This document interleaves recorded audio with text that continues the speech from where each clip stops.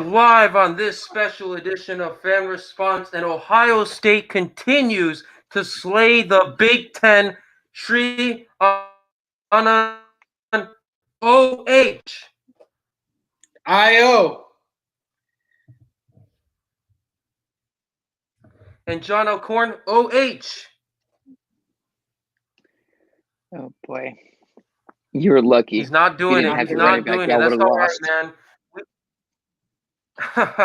We would not have lost, man. We continue to play. Yeah, listen. The Big Ten, they are like a bunch of teenagers, and we're the Jason Voorhees of the Big Ten.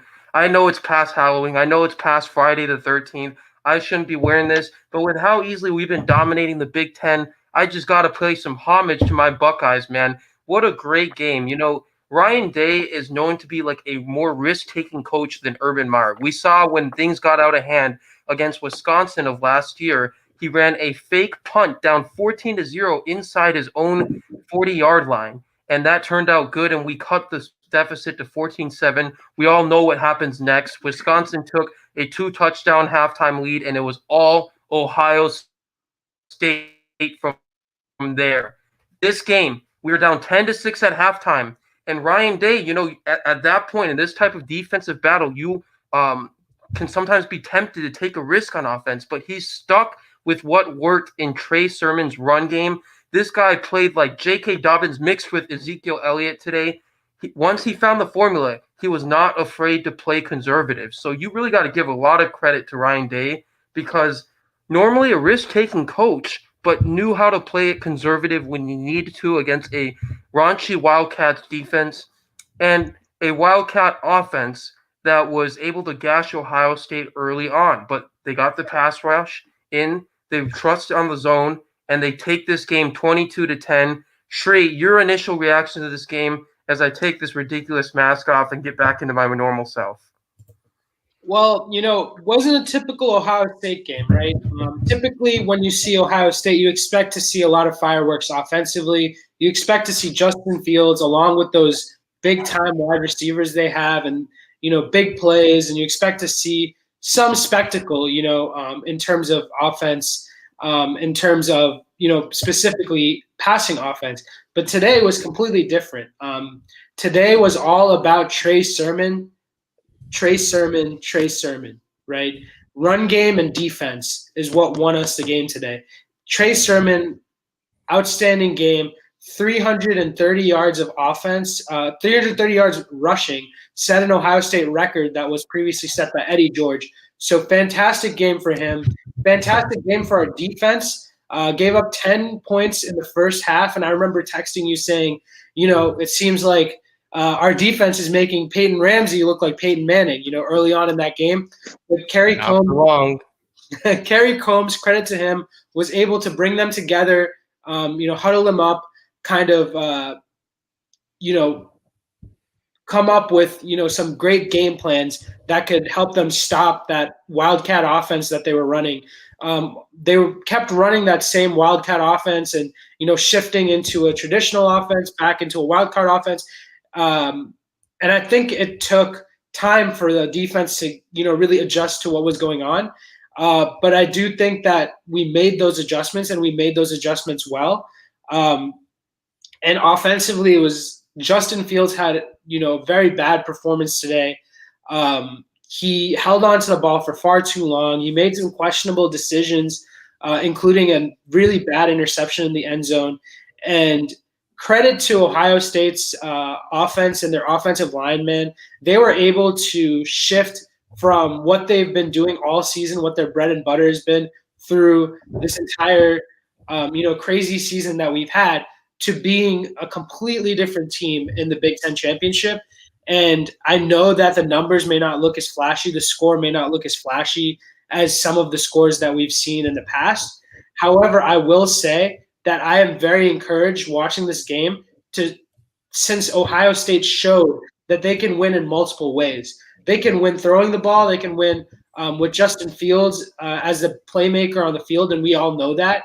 But today we saw that they can win a game, you know, while running the ball against one of the top defenses in college football. I believe that they were the 6th best defense in the entirety of college football against the run.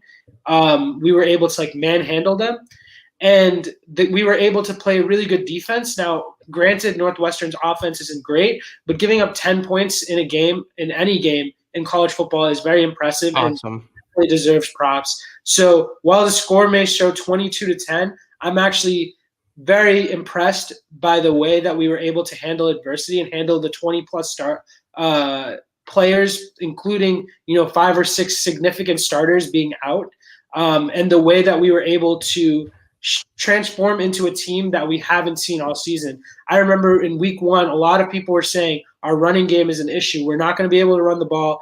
Our defense is an issue. We're not going to be able to shut teams down. And today we proved that our defense and run game can win us games. And in addition to that, we see a Justin Fields that's back to the form that we saw earlier on this season. We see Chris Olave come back. We see Smith and Jigba come back. And I think this is a whole nother team. So definitely very impressed by the Buckeyes and their resiliency today, and very happy, of course, that we could pull out the victory.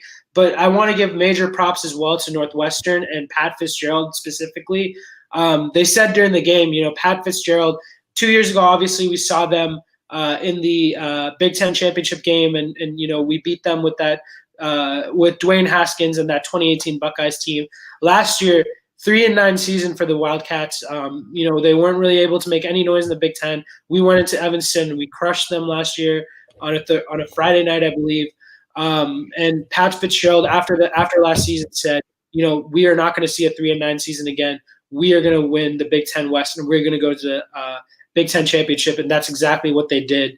With the type of recruits they get and the type of academic reputation that Northwestern has, it is just fantastic what he's been able to do with this team. So I am thoroughly impressed by Northwestern. They gave it their all, but at the end of the day, Ohio State is just too multidimensional and can win in so many different ways, where Northwestern was not able to compete, with the athleticism and with the raw strength of our offensive line, our defense, and our running game.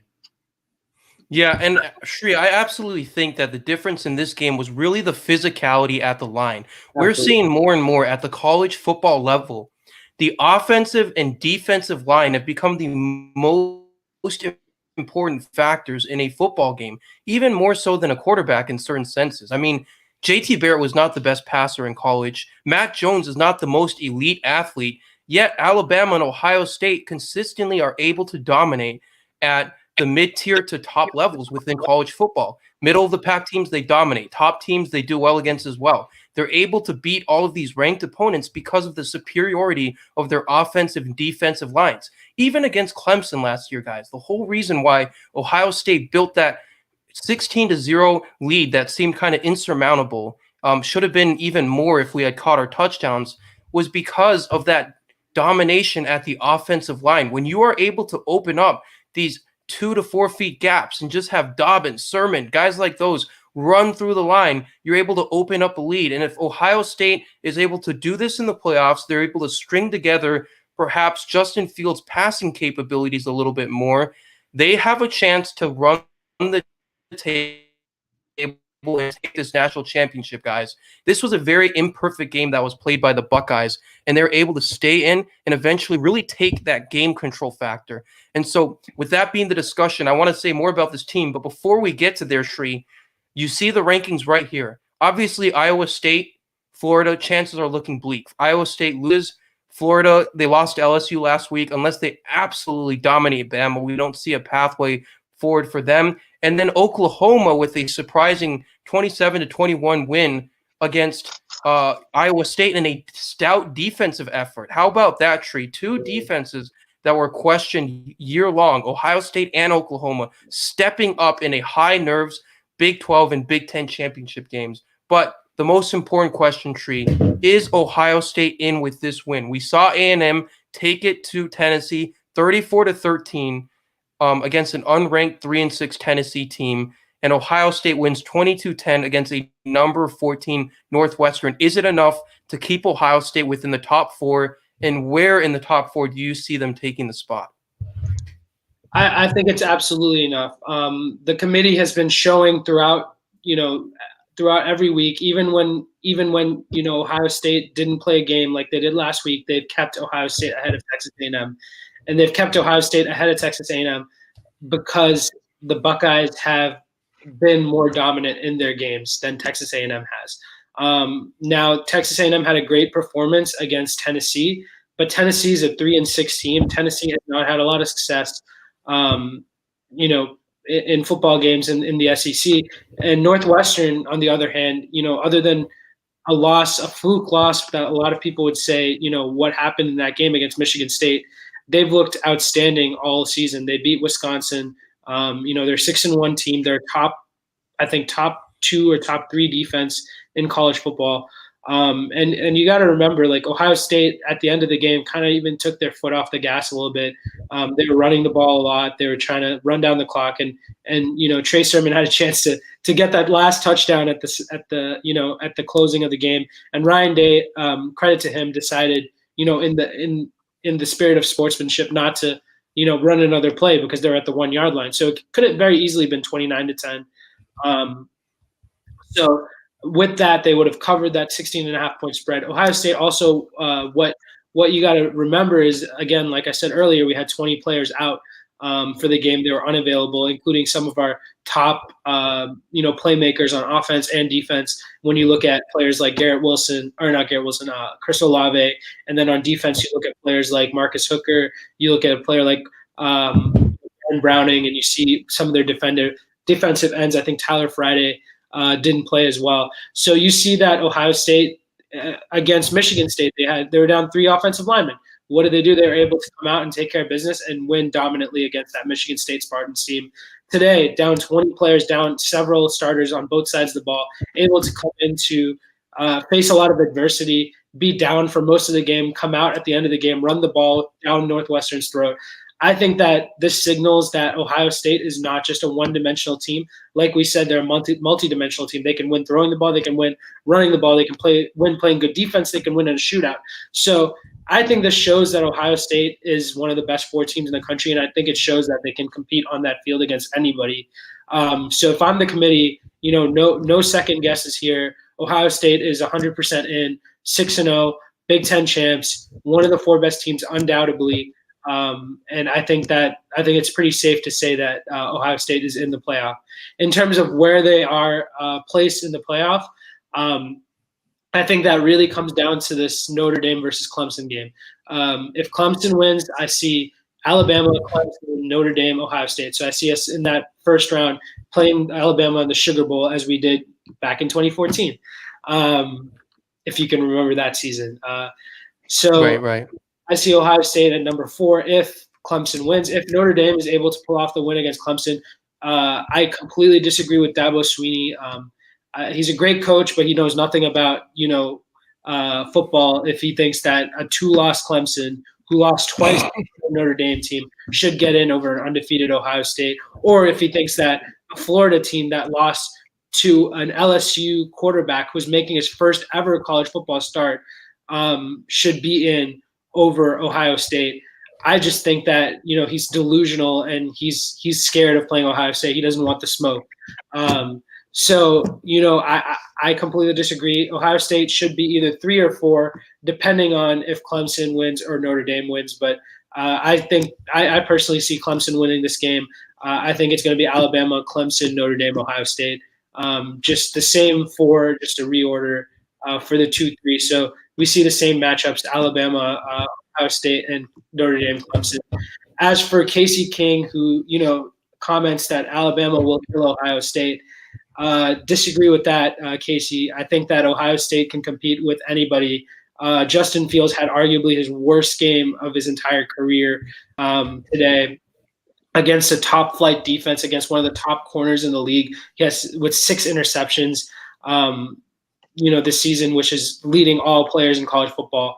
So I think that, there's definitely, and without his number 1 and number 3 receivers, I think there's definitely a lot of reasons as to why we saw him struggle today. But if we see Justin Fields play like Justin Fields, and we see Trey Sermon play like he did today against a weaker, an inferior Alabama defense, I definitely think that Ohio State has a great chance in that game.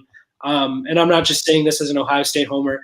I think that Alabama, while they are and they may have figured it out, I still think that they have a lot of weaknesses on the defensive side of the ball. I think that, even offensively, with Najee Harris and Devontae Smith, they're amazing, but I'm still not a big believer in Mac Jones. I know that he's put up the numbers this year, and I know that he's looked good. But another thing that you have to keep in mind is that there was no non-conference play this year, so you have no idea how good the SEC really is because all the SEC teams have just played other SEC teams. And with the SEC losing a lot of its top talent from last year, I'm not so sure that the SEC is all it's cracked out to be. I'm not so sure that Florida is a great team. You saw them lose to LSU last week. Who would have thought that would happen, right? A&M at times has shown that they're very mediocre offensively, and even though they're elite defensively, it has been against lesser competition in the SEC. So I believe that the SEC may not be all it's cracked out to be. Now, I'm not sure about how the Big Ten stacks up. Again, Ohio State has only played Big Ten teams, so you can make the same argument. But I don't think that something as definitive as this team will kill this team can be said because there's been no out-of-conference play. So what if the standard of playing in the Big Ten is far higher than what it was in the SEC this year?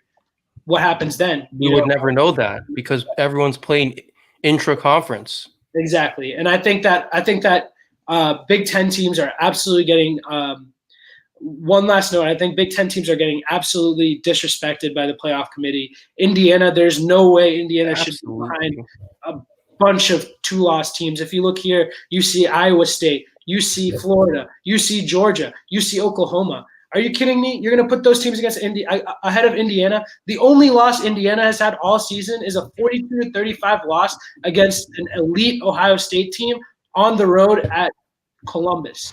And you're telling me that a Georgia team that got wiped by Florida and Alabama, or a Florida team that lost at home to a quarterback making his first ever start, a true freshman quarterback making his first ever start for a 3-5 team with a horrible defense and several players out because of COVID and losing to that team, you're telling me that Florida team is better than Indiana? No chance. Whoever Indiana plays in their bowl game, they are going to win.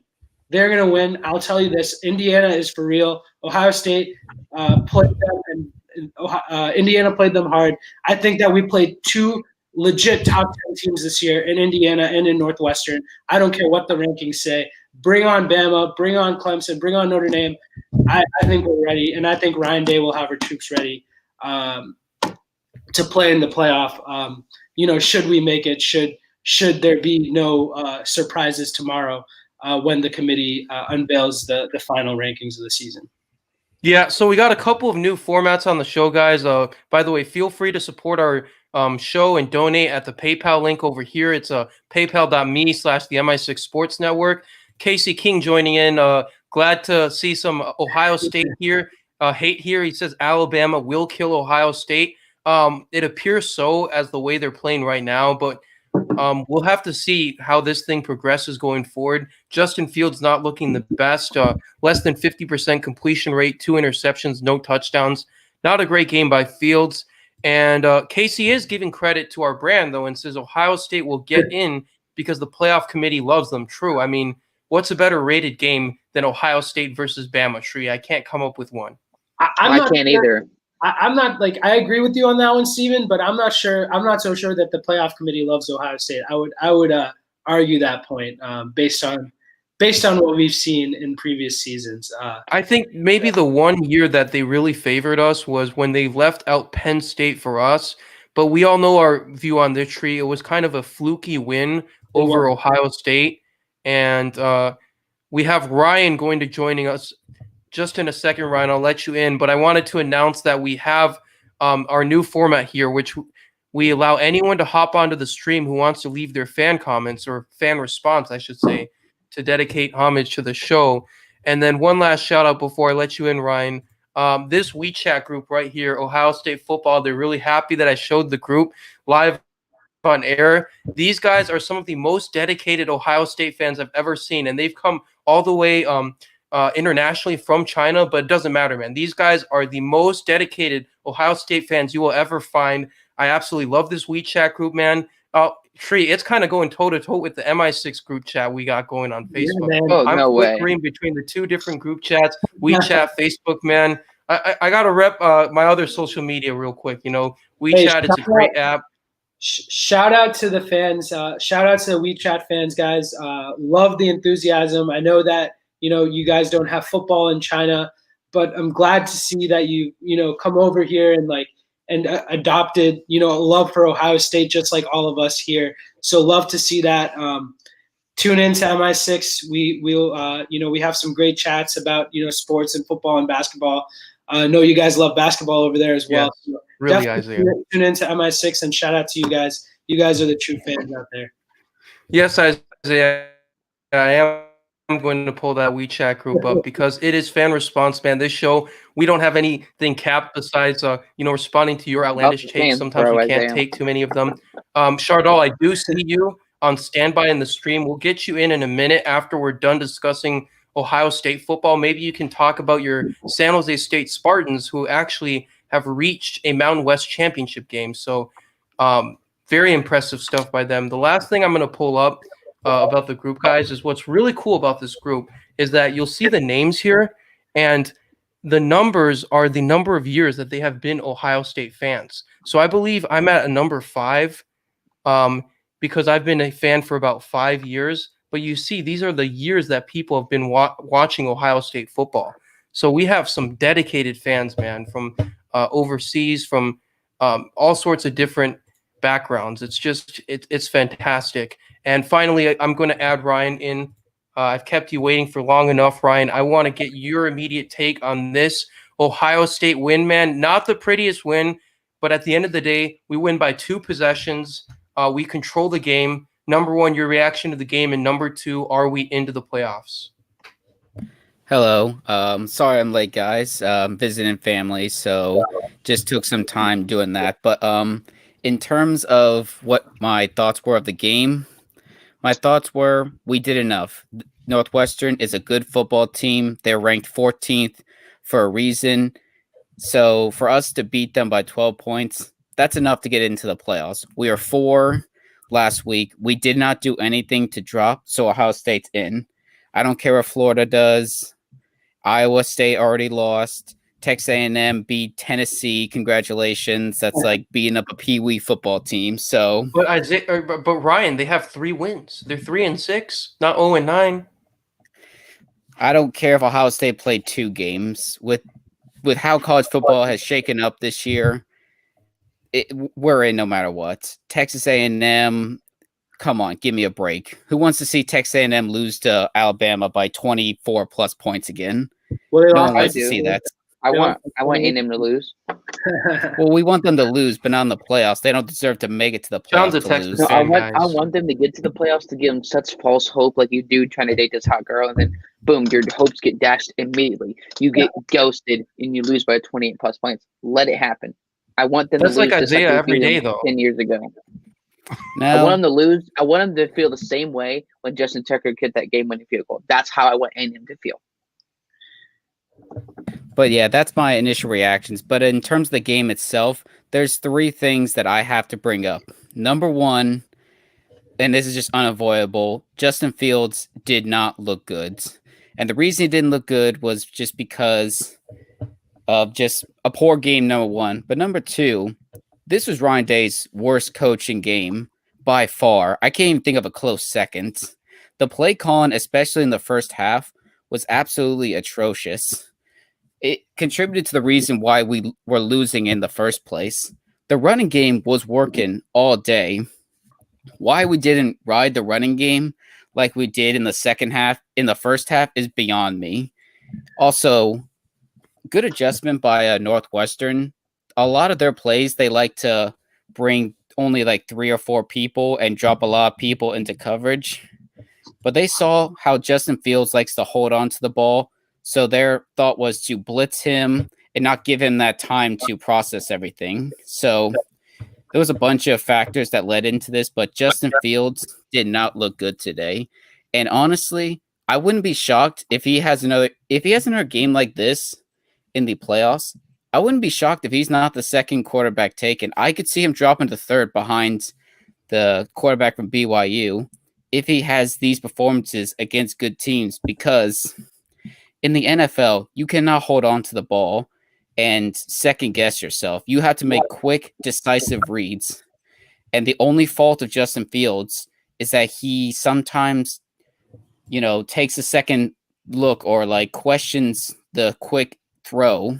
And if you do that at the NFL, you won't throw picks, but you'll take key sacks that will end a lot of drives. So, yeah, overall, just not a good game from Justin Fields. But let's get to the positives. And positive number 1 and 2 or 3 things I need to bring up is the defense responded well in the second half.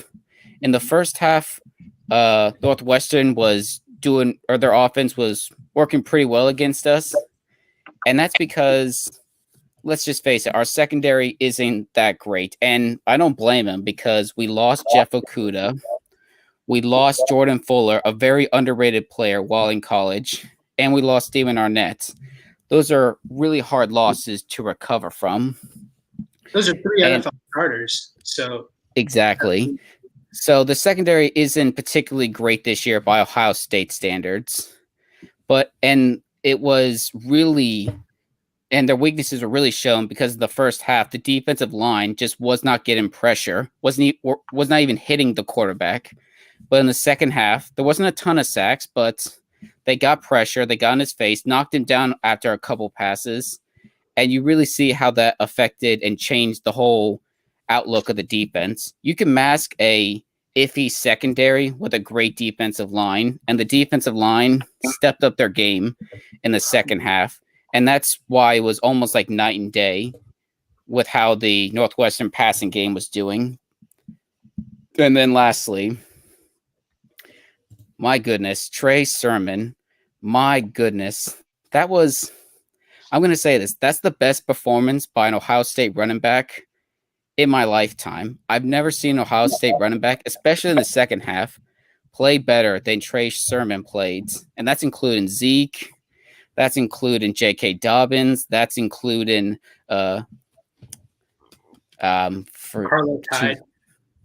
Carlos Hyde, yes, that's including Beanie Wells. That was the best singular game, especially in the second half when they decided to, really lean on the running game. He was explosive. He doesn't have that breakaway speed, but at the line of scrimmage, he was slipping tackles, making the right reads, cutting it all the way across the field. Not all across the field, but like if a run was going to the left, he could cut it back and like go to the outside on the right. He was just making phenomenal reads, looked explosive. When he got hit, he went forward for 5 yards, if not more. I mean, my goodness. Big Ten MVP without a doubt. Like, there's no other person that could have even been considered for MVP of that game. Trey Sermon, man. The improvement he showed from week 1 to this game is insane. Week 1, I was, banging the table for Master Teague to get a majority of the carries, if not all of them, because I thought Trey Sermon looked slow. And that was my initial assessment the first couple weeks. Hey, but thanks for your pessimistic jinx once again, Ryan. I was about to say, it seems to work every time.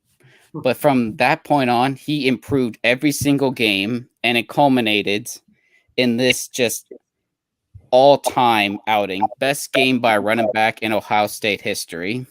And it's shown by him breaking Eddie George's rushing yard record that stood for so many years. In addition, he broke the Big Ten championship rushing records in like the third quarter. Yeah. And then ran for more yards than any running back in any conference championship game in history. One of the best performances in general in Ohio State history. He may not have been a Buckeye for very long, but after that game, he will be remembered as a Buckeye great, because there's no way you can't think of him when thinking of great Ohio State running backs after just the masterful performance he had today. The Mona Lisa of Ohio State running back performances. It was insane. Like, I cannot say enough good things. If and when Ohio State makes the playoffs, run through Trey Sermon. If we lose, we better lose while giving Trey Sermon at least 25 touches. So yeah, that's the main takeaway for me, was just how incredible Trey Sermon played. And I know I've been gushing on this for about like 5 minutes now, but it does not do it justice how good he played. Hey, also quick shout out to Marietta, Georgia, Cobb County, Georgia, produces some of the best college football players in the game. You saw Justin Fields and you see Trey Sermon, and all Cobb County backfield. Got to give some love to my adopted city here in Atlanta. They produce some real stud football players here, and you saw it on full display today. Trey Sermon came in and looked like an absolute star today. So shout out to Georgia, and shout out to the football talent down here. It's definitely exceptional to see. Also, before we move on, I have to make 2 more quick points. Number 1, Pete Werner, the linebacker for Ohio State, has shown such improvement. He's looking like one of the best linebackers in the country. So his improvement from last year to this point this year has been insane. And also, if I had to pick an MVP of the defense, it would be Hilliard, the linebacker. Had that key interception in the end zone when he was guarding the Northwestern tight ends and made a bunch of key plays, recovered a fumble. Trey Sermon's the MVP of the game. That's no question. But on the defensive end for Ohio State, it was Hilliard. Just a great game by him. And he's not even a starter. If fully healthy, he would not have played a lot. I love athletes that, when given their chance to shine, take full advantage of it. Trey Sermon did that today, was splitting carries with Master Teague, got on a roll. Ohio State let him stay in the game for the majority, if not all, the carries at some point, and he took advantage of his opportunity. And Hilliard did the same thing with one of our starters being on the COVID list. So have to love performances like that. Ryan, gotta ask you something, man. During the game, you were showing some. I guess you're not talking about Kerry Combs in a great light, right? Do you take that back after this game, the way that he was able to come out and without a lot of our key players on defense, including Hooker, including Baron Browning, including Tyler Friday, how this defense was really able to come out in the second half and adjust to that Wildcat and those, definitely unique kind of sets that Northwestern was running throughout the entire game and able to shut them down in the second half. Do you give the props to Kerry Combs on that one, or is it all about individual contributors here? I do not give the credit to Gary Combs.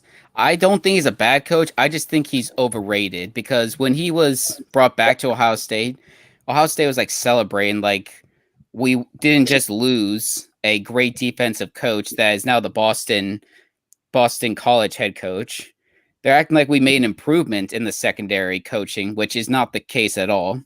But the coach I give the credit to and does not get enough credit is Larry Johnson, defensive line coach for Ohio State.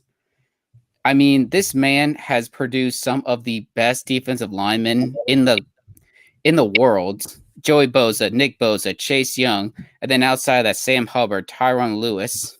The defensive line is and always has been the cornerstone of Ohio State defense, and it was the reason we played better.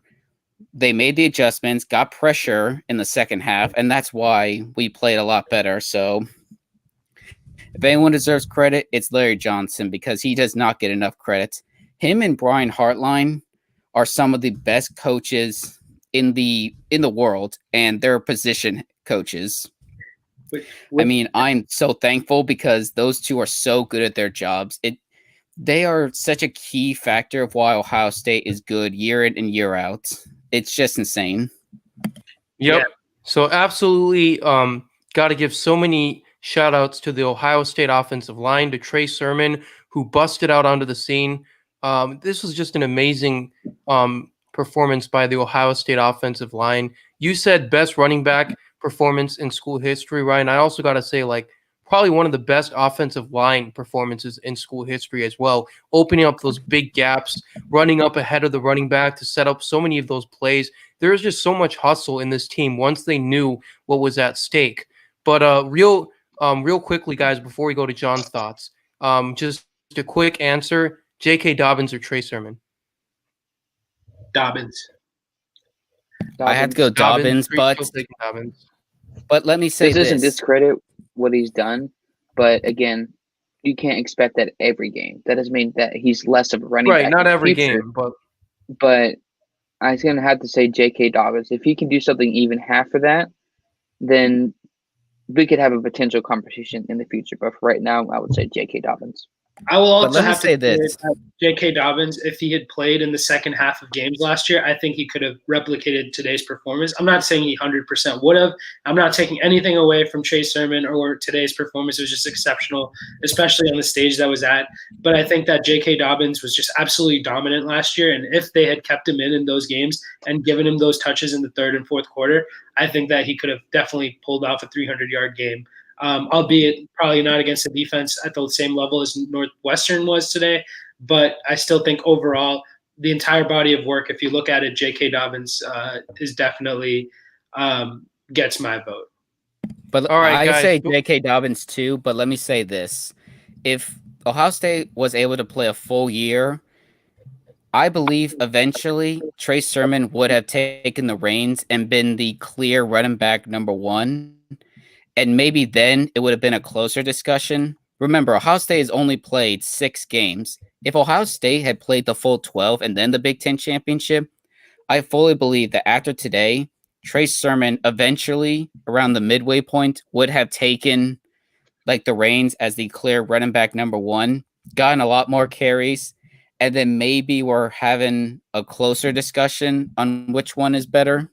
But I agree with you guys because of the large body of work and what Shree alluded to in the fact that they rested him a lot of second halves.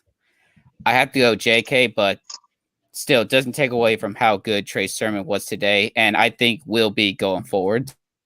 Absolutely. He's definitely going to be a big contributing factor on a potential national title run for our Ohio State Buckeyes. I genuinely believe that this team is headed to the playoffs.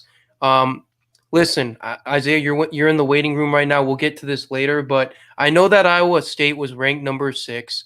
I know that Oklahoma had a very important game today, but let's be real. The Big 12 was out of this a long time ago. The committee, this is what they do. They love to extend drama. They love to create these narratives of like how close it is and how close the decision is for the top 4. But the Big 12 was long left out of this the moment Oklahoma State suffered their second loss. And no, I'm not just saying that because that's my NCAA football 12 team, but that was really the last hope for the Big 12 to reach the playoffs. When Oklahoma State was undefeated and when they're at 1 loss, they were the last hope for the Big 12. They had beaten a couple of good teams in Iowa State, but ultimately, you know, with the loss to Oklahoma and that second big loss to their schedule with a bunch of 2-loss teams, you just weren't getting in over an undefeated Big Ten team or over a 1-loss SEC or ACC team. So sorry, hey guys, you guys were out of it a long time ago, Isaiah.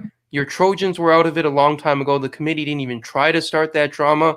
And how about that jinx, man? How about that? Isaiah's 2 teams, the USC Trojans and the freaking Texas not the Texas A&M. That's another one of his teams. Sorry, the USC Trojans and the Iowa State Cyclones, Brock Purdy and Keydon Slovis. I think we're going to have to change their names to Brock Pooty and Keydon Slovis because you guys are donezo, man. You guys are done, Isaiah.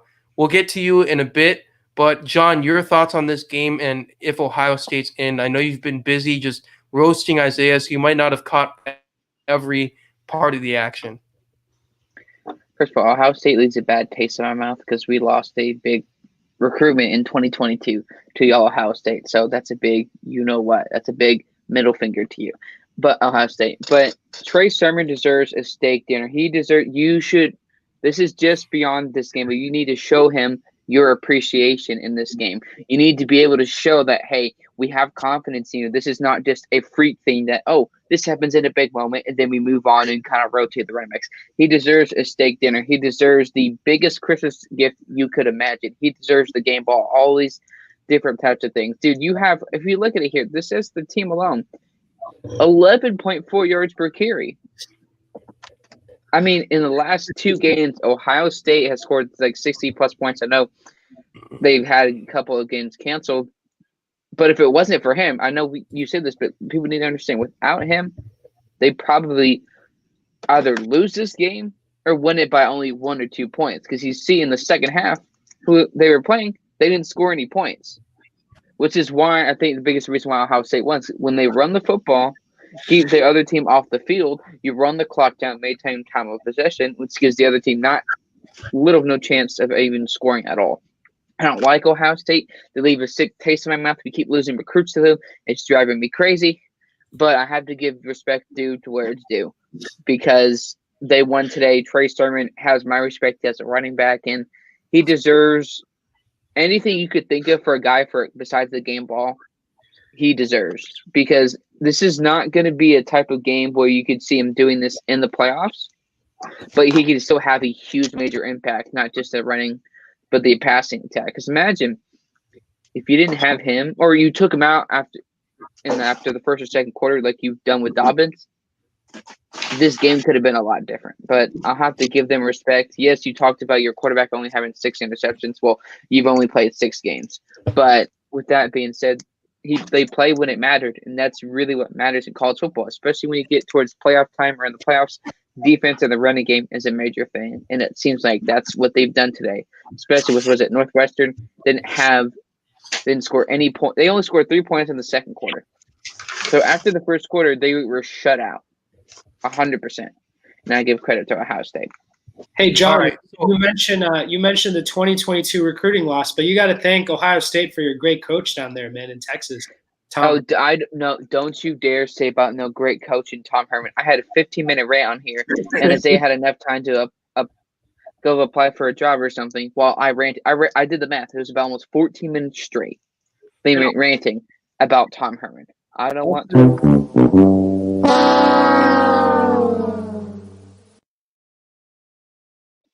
That was their best chance. That's your coach right there, John. That's your coach. We're about to lose Sam to the NFL, who's probably not going to last in the NFL.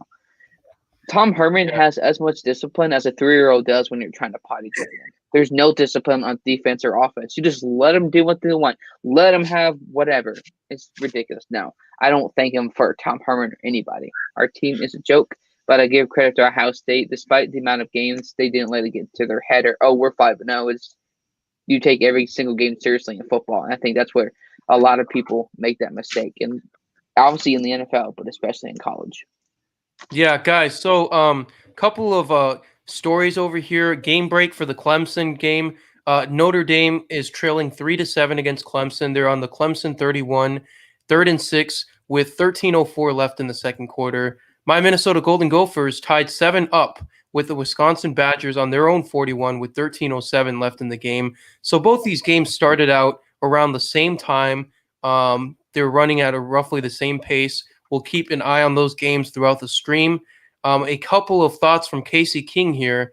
As much as we harp on Ohio State's poor performance from passing today, at least, guys, they did not let Michigan win the Big Ten, of all things. Not only did they win the Big Ten against the Northwestern Wildcats, but they did not let Isaiah's Michigan Wolverines win the Big Ten and Jim Harbaugh win Coach of the Year. In fact, Isaiah, I think that ship sailed long, long ago, but sign into a 7-year deal worth $300 million. Sign into a 7-year deal. Do it right now. Tree, real quick before we move on. Real quick, Isaiah, what happened to Joe Milton? You know the guy who had Lamar Jackson's athleticism with Patrick Mahomes' arm, and is going to get back to being an elite program and Big Ten champions and going to win the game over Ohio State. Jim Harbaugh is going to finally bring them. The offensive line was there. Defense was the best. We'll be talking about that one for a long time, Joe. I don't know much about college football, but that statement right there that Isaiah said was blasphemy. Yeah, he said Joe Milton was a better version of Cam Newton, a Cam Newton with a better arm. I don't defend Isaiah too much, but I have to here because there's people in Michigan, and I know because my brother Charles is living up there in Michigan, unfortunately. But he says that Michigan radio before the season started He said that one guy said that Milton was a combination of Cam Newton, Peyton Manning, and Patrick Mahomes or something ridiculous like that. So, to be fair, it wasn't just Isaiah. People that do this for a living and get paid handsomely were saying things much worse than Isaiah. So, I know, peak 2020, I'm defending Isaiah in awful take, but yeah, we can't be too hard on him because there's plenty of other people that said much worse when it came to Milton. Yep. So getting specifically into the Ohio State game now, because we talked a lot about Ohio State's overall playoff chances, the great play from the offensive line in the running game. But Justin Fields here, as you see, went 12 for 27 for 0 touchdowns and 2 interceptions, just over 100 yards at 114. Also had 12 rushes for 35 yards. So on, yet another cold night for Justin Fields, another cold afternoon, I should say. He has less than 50% completion rate. He has 2 interceptions, a couple of careless mistakes, taking a lot of sacks. This was, as bad of a game that we've seen Justin Fields in a Buckeye uniform.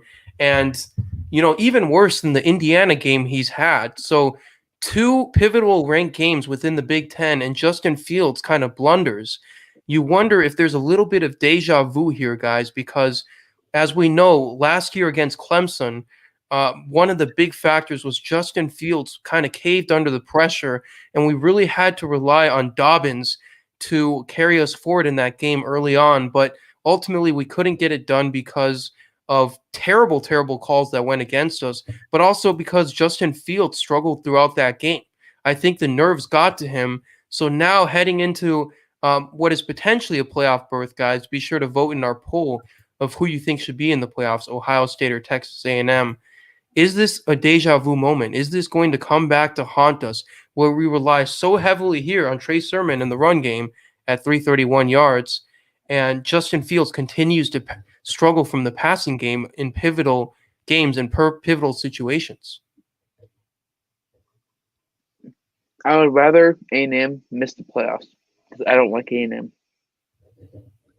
All right. I mean, I think we're all in agreement here that Ohio State is going to reach the playoffs because of their strength of schedule, the way they're able to take this Northwestern game and perhaps even have won by 19.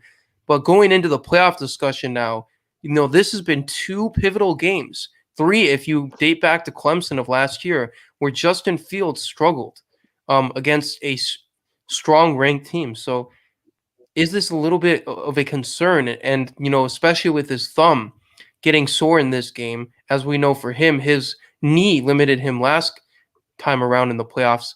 Could this be a deja vu moment for Ohio State? I don't think so. I think that placing the blame for last year's Clemson loss on Justin Fields is I think unfair. He did make some poor decisions against Clemson. He did, struggle at points in the game. But, the last play in that Clemson game would have been a touchdown had Olave run the right route. So let's say in an alternate universe, Olave runs the right route. That's a completion, touchdown, Ohio State wins and goes on to play LSU. Would you be saying the same thing about Justin Fields today, right? Today, in terms of his performance today, you got to remember he was missing his number 1 receiver. He's missing his number 3 receiver. Garrett Wilson is a young guy. He's a sophomore. He's not used to being the number 1 receiver, especially playing against, I forgot his name, but he's one of the top corners in the league. He has 6 interceptions, including another interception today off Justin Fields. So, they're not playing a scrub team. They're playing one of the top defenses and one of the top secondaries in the league. And I just don't think that Garrett Wilson was able to, get open enough or get enough separation from the defenders in order for us to have those big plays. Secondly, the second interception that Justin Fields threw today was 100% on the receiver. You could see it in Justin Fields' face and Ryan Day's face. He was supposed to run an out route. Instead, he went up the field. Justin Fields threw it perfectly to where it's supposed to be kind of a deja vu moment from last year in Clemson game. Again, his receiver was the one who made the mistake and not Justin Fields. So I am not concerned about Justin Fields going into the playoffs. I think that he's shown enough with this group of receivers. If we get Olave back, if we have Wilson in the game, and if we have that threat of Trey Sermon running the ball, I think that Justin Fields gets it done. I'm not really concerned with him. Will this game affect his draft stock? Did he make some bad decisions? Yes. But if you're talking about can Justin Fields go out there and win a playoff game for Ohio State, my answer yesterday would have been yes, and my answer today remains yes. I think there's a lot of different factors that contributed to why, he had these less than stellar performances. And I kind of liken it to, his performance against Indiana. He comes back the next week and he's almost perfect, right? So we've seen games where this guy is amazing, almost perfect. Then we've seen games where he struggles. But the one commonality is he always bounces back and it always comes back and plays well, the week after. And you claim correctly that against some of these top-ranked teams, he's struggled. But I can also point to you last year's Wisconsin game, last year's Penn State game, last year's Michigan game. All these games where Ohio State was in some tough situations where Justin Fields came out and was the difference maker in those games and, led Ohio State to victory. So I would counter and say, yes, he's struggled against some top competition, but he's also played well against other teams with great defenses. And I'm not going to take today's game as, Justin Fields struggles against top defenses or Justin Fields struggles against ranked teams. I'm going to take it more of we had 20 players out with COVID. We don't know what practices look like. We don't know, what these sessions look like. They had Julian Fleming and Marcus Williamson and all these freshmen, like whether true freshmen or redshirt freshmen, starting at receiver. He doesn't have Olave, who's a safety blanket and one of the key players on Ohio State's offense. I say give him another chance. I say that if we do get into the playoffs and we do play, I don't think Justin Fields is going to be the reason we lose that game. If we lose that game, I think it will be a combination of different factors. But I don't see Justin Fields as playing another game like we saw today if we do make the playoffs. And I think that added threat of Trey Sermon and what he did today definitely keeps the defense honest and keeps them from, dropping everyone into coverage because, they have to have somebody there in the front seven to be able to stop Trey Sermon. So I think that today it was a great example of how Ohio State can win running the ball. So you can't ignore Ohio State's run game like certain teams have done in the past. So I think it's very beneficial actually to Ohio State, the way their offense played today and the way the offense looked. It puts a lot of film on the board and it puts a lot of onus on defenses to stop both the run game and the pass game. And ultimately, I think that benefits Justin Fields and our young receiving core. So I don't see that as a problem, and I don't see that Justin Fields is going to be a liability moving into the playoffs. Guys, be sure to vote in our live poll here. Who should be in the playoffs, Ohio State or Texas A&M? We will leave that poll live for the duration of the stream. Also, Clemson scores another touchdown. They are up 14-3 against Notre Dame with 9:24 left in the second quarter.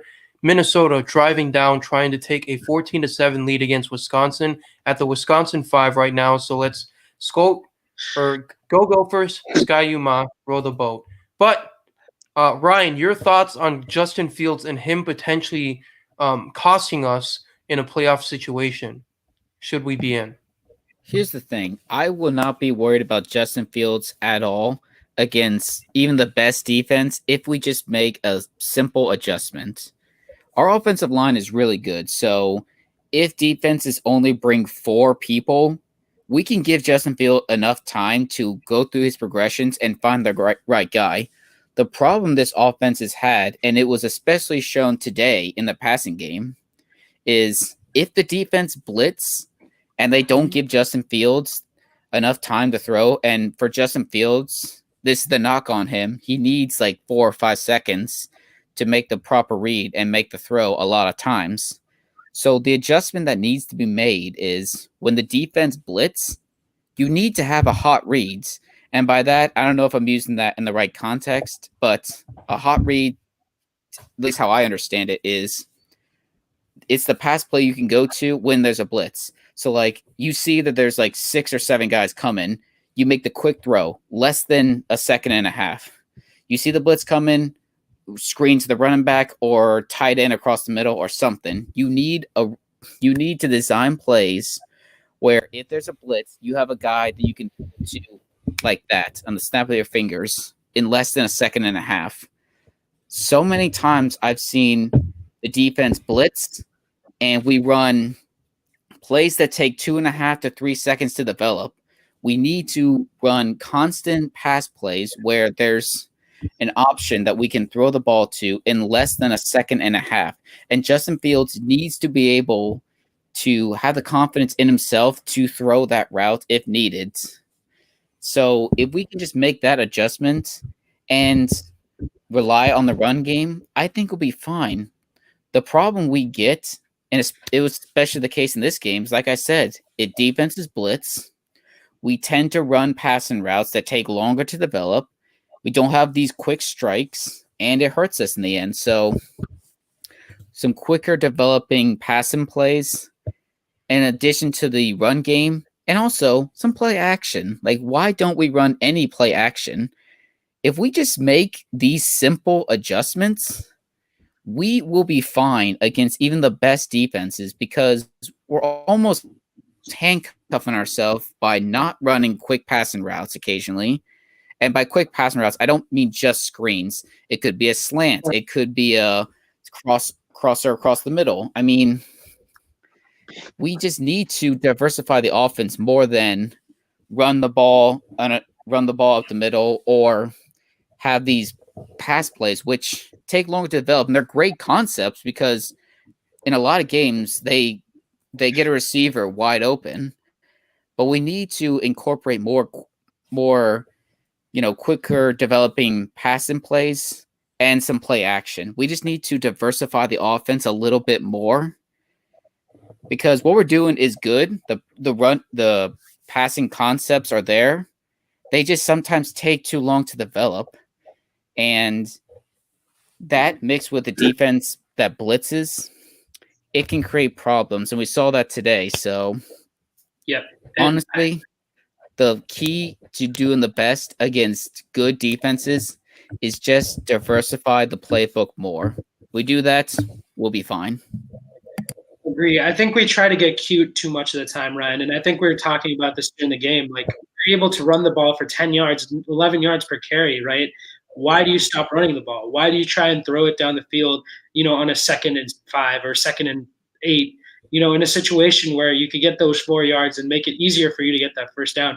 I think that, we almost Ryan Day is kind of getting a little bit too greedy. Ryan Day as an offensive coordinator, I think, was at his best in that Michigan game in 2018 against when they were number 4, I believe. And I remember being at that game and watching that game with you, Steven, and your brother Lawrence. And we were just hitting those slant patterns again and again and again and again, taking advantage of our athleticism, taking advantage of our speed. And Dwayne Haskins was able to get rid of that ball really quickly against that Don Brown defense that loves to blitz, that plays that zone. So we were able to, really effectively pass in a short yardage situation, and we were able to take advantage of that. I don't know where that's gone. I feel like Ryan Day initially at Ohio State made a living off of those type of pass plays. I don't know where that's gone. I think we're trying to get a little bit too cute with it. I think we're trying to get a little bit too greedy with the deep plays. When I think really I agree with Ryan, we got to go back to basics. We got to go back to having those slant routes. We got to go back to play action. And most importantly, if you're getting 10 yards a carry, I was telling Steven this during the game, if you're getting 10 yards per carry, I don't care if you have Justin Fields at quarterback or Tom Brady at quarterback, I'm going to run the ball every down, because if I'm getting 10 yards to play, running the ball, running the clock out and really controlling this game, that is the way to do it. So I'm glad that finally at the end of the game they decided that was the way they were going to go. But during the game, I was absolutely livid that we kept trying to pass the ball and turned it over, or wouldn't get a 3rd down and 8 because we threw the ball deep on 2nd down and 8. And I think that it's almost us just being too greedy and believing in those deep passes and the stuff that we saw earlier on this season too much against a defense that has the capability of stopping it. But I think, again, today was a great lesson in that against top defenses, you got to give what the defense takes, take what the defense gives you. And if they're going to give you those 10-yard plays, if they're going to give you 10 yards of carry, if they're going to give you those slant routes, if they're going to give you those screens, I would take those every time and, not really try and exert our will throwing the ball down the field. So 100% agreed with Ryan there. And I think that hopefully Ryan Day and and Kevin Wilson get together and really work on those key plays that we need in order to win these games against good defenses. All right, and now we got our first call-in guest joining us today, Isaiah Young. Isaiah, you're muted right now. Go ahead and unmute yourself. But he is the first guest to call into our show, Fan Response here. He's ready to give his fan response on kind of what happened and transpired throughout the afternoon. Isaiah, I think we'll get into your choking Trojans and Cyclones in a little bit later. But as far as your overall thoughts on this playoff field right now and Ohio State's chances to be in. Well, first of all, I just want to say I am so honored to be the first ever caller in Fan Response history. I mean, I might make a trophy to celebrate my accomplishment. It just means so much to me. Secondly, if you guys are wondering why I'm not a part, if I'm not a part of Fan Response right now, it's because I'm actually going to be departing Fan Response because I was filling in for one of the guys that had left Fan Response, and I was filling in for Stephen and Ryan on a part-time basis until they found that third co-host, and they finally found that guy in John Alcorn. So now I'm free to depart the show and get on with whatever I have to do for the network.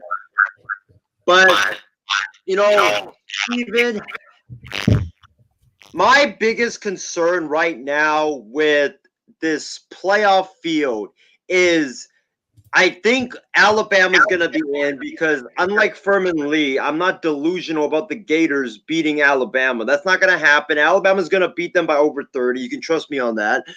Alabama's in. The winner of that Clemson-Notre Dame game is in, of course. I believe Ohio State is in, though I wasn't really impressed by the performance today. And the 14, I'm concerned with Notre Dame because Notre Dame right now, if you're watching this game, they are getting blitzed. They missed the easy chip shot field goal. They had a fourth down conversion that was really easy, but then they missed that as well. If Notre Dame loses this game by 20 or more, you could honestly have a conversation about whether or not they would put in Texas A&M over a Notre Dame team that gets absolutely blitzed by Clemson. So be on the lookout for that. I don't know if that's going to happen right now, but it's looking like Clemson might blow Notre Dame's door off in this football game. I think it's going to come down to that fourth spot, and it's honestly going to come down to how much Notre Dame it's going to come down to how much Notre Dame loses if they do lose, or it's going to come down to if Notre Dame does come back and beat Clemson, then I think you do put A&M in the playoffs because there's no way you're putting a 2-loss Clemson into the playoffs. Yeah, so Christy chiming in. She says, I want Clemson to get in, but I'm thinking that Notre Dame gets in. Hello, Christy Wilson. Thank you for tuning in once again. Clemson will be in, Christy, because they're up 14-3 right now against Notre Dame. They're controlling the ball. They are just taking advantage of all of Notre Dame's mistakes, like Isaiah mentioned. Chip shot field goal missed, fourth down conversion missed. It just feels like Notre Dame continuously blows it in these key games. The big games, they just can never win them. They continue to struggle in bowl games and just key ranked opponent games. It's just tough for this program to get that big win. That big win has been elusive to them. But Isaiah, man, I got to come back to your Georgia Bulldogs, your USC Trojans, and your Iowa State Cyclones, man. How about this? Beginning of the season, Isaiah is all about Michigan and Georgia. Michigan, they get their tops blown off of them by Wisconsin. Georgia, they get their tops blown by them against Alabama. And then you think, maybe Isaiah's Cyclones or Trojans have some hope. But nope, the Trojans lose to an Oregon team that is 3-2 and took the place of a Washington team. And then the game this afternoon, Isaiah, I don't know which one you want to talk about first, the disastrous Pac-12 showing by USC or this Big 12 championship game. How about Brock Purdy, man? 3 interceptions against that Oklahoma secondary. Let me pull up these numbers real quick. My goodness, it was a horrific situation and performance by Brock Purdy, forcing the ball off, getting picked off at the end, and just ultimately throwing away the game down 6 points. Also, Isaiah, what do you got to say about yourself, man? Also, throwing a key interception in the end zone. Don't forget about that. Those Yes, those literally take points off the board.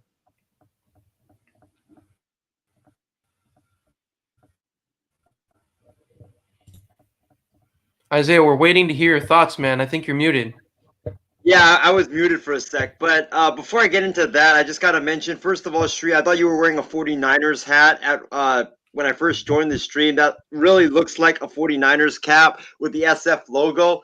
Listen, about this game, I know my guy, Callan McClurg, is going to be, having a field day today with me on the night shift. But I was very disappointed in Brock Purdy. I was very disappointed in Iowa State. I mean, I've been talking this whole year about how Brock Purdy, in my opinion, is the best quarterback in college football. How he is kind of like Jimmy Garoppolo, where he doesn't turn the ball over. He's a guy that, just gets into third down and manageable and just gets the first down and moves the chains. He relies on a heavy run game with Breece Hall, who, if you guys haven't watched him play, he's an absolute monster. This kid is going to be a first-round pick in the NFL draft. I mean, he's been averaging 130-plus rushing yards every single game they've played. So I was really disappointed that Brock Purdy betrayed my trust and turned the ball over 3 times today, 3 interceptions. I mean, one in the red zone, like Shree mentioned. It was just an awful day for him, and he picked a terrible day to have his worst game in the Big 12 championship, a game that if Iowa State would have won this football game, they would have been relevant. They would have been relevant for the first time since 1912. Get that in your heads, ladies and gentlemen. Iowa State, the last time they were relevant in the Big 12 was in the 1910s. That was the last time they won a Big 12 title, was 1912. It just really sucks, man. You got to blame Brock Purdy. This was all on him for this absolutely atrocious performance. I just have nothing to say. Like, the defense played really bad in the beginning. They gave up 24 first-half points, but they really clamped down in the second half. They gave up only 3 points in the second half. Kudos goes out to the defense. They turned it around. But why? Why, Brock Purdy, did you have to pick today, out of all days, to have that one stinker? I mean, my God, I raved about you on No BS yesterday. I said that, oh, yeah, this kid is going to be a great quarterback. I want him on the 49ers. And for him to put up that stinker literally a day after, it's just heartbreaking. Hold on one moment. Is, man. I'm not going to let this information go unchecked. You say one stinker, Isaiah? That is definitely not true. Isaiah, you did say one Isaiah, stinker. Shall we go back to the first game of the year against the powerhouse Ragin' Cajuns? Louisiana Lafayette. 16 for 35, 145 yards passing, and 1 interception with no touchdowns. Ooh. That is a stinker. Oh, man. I can't tell what's worse when Isaiah proclaims that Kedon Slovis should be what he's called, with how he's been playing lately. He's the greatest quarterback to come out of USC, or when he continuously hypes up Brock Purdy as the best in college football. I don't know. Make up your mind. And then against Oklahoma State, 20 for 29. That's not too bad. 235 yards, of which the offense only scored 21 points. A single touchdown and 2 interceptions. Not bad, but that's not great by any standards. So yeah, let's not act like Brock Purdy had this amazing year where he did no wrong until the very end. College football.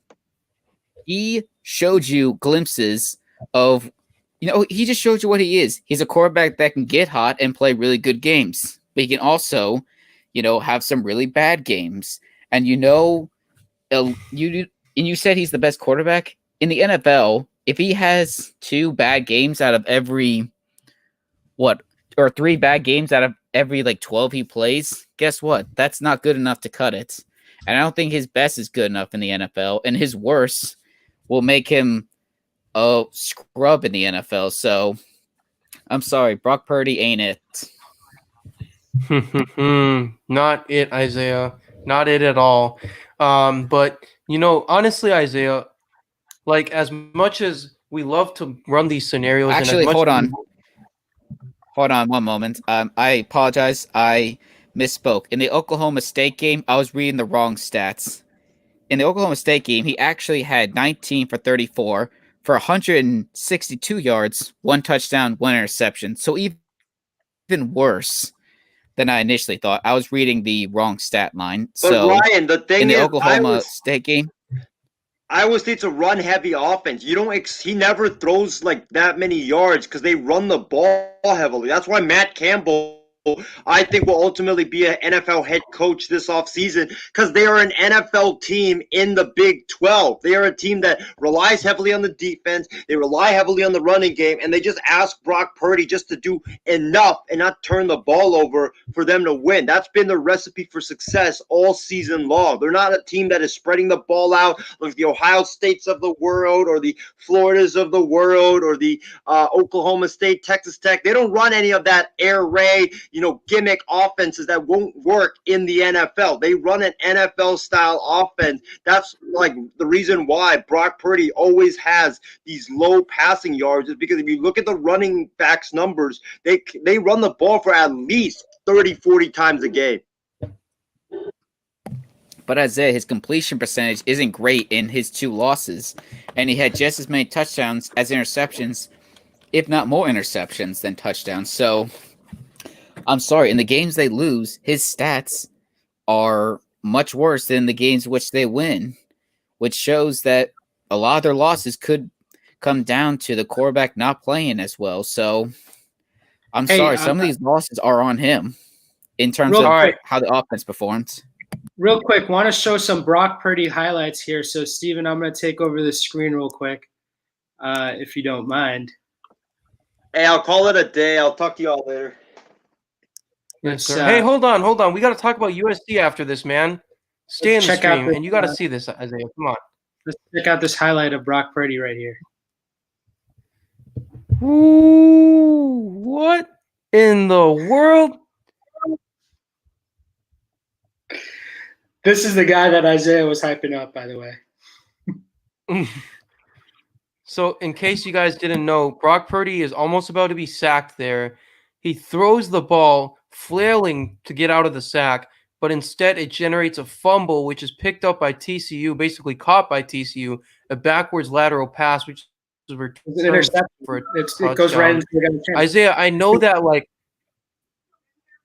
yeah, Isaiah, I know that, like, you're a huge Iowa State fan, and they were ranked number 6 and hyped up by this committee. But honestly, did Iowa State ever have a chance to actually get into the playoffs? Like, even if they beat Oklahoma, with all these games playing out today and everything, Ohio State winning, Clemson winning, and these are the results we expected coming into the day. I mean, was there any realistic hope for Iowa State to really get in? Or was the committee just hyping up some of the drama and the fever, Isaiah? You're muted, buddy. Well, for me, I didn't care if Iowa State made the playoffs or not. I was just trolling when I was telling you guys they would make the playoffs. Iowa State, if they had gotten to a not a Power 6, a New Year's 6, I mean, they would have been relevant. That's all I care about.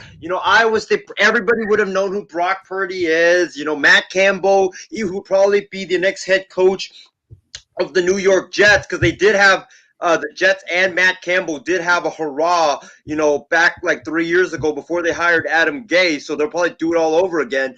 But, it would have just been Iowa State finally becoming relevant for what has seemed like the first time in like over a century.